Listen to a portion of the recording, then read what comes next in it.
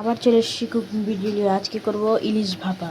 তো মাছটা এদিকে ধুয়ে নিচ্ছি, দিয়ে দেবো সরষে বাটা, দিয়ে দিচ্ছি সরষে বাটা আর একটু পোস্ত বাটা আর কাঁচা লঙ্কা বাটা। এবার লবণ দিয়ে দেবো, হলুদ দিয়ে দেবো, তেল, এবার সরষের তেল দিয়ে দেবো, এবার মাখবো। এদিকে কলার পাতাটা ধুয়ে নিয়েছি, এবার সাজাবো।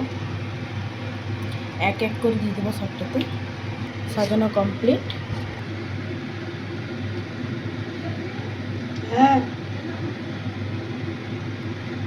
এবার মুড়াবো।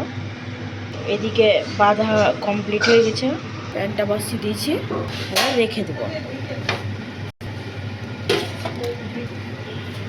ঢেকে দেবো।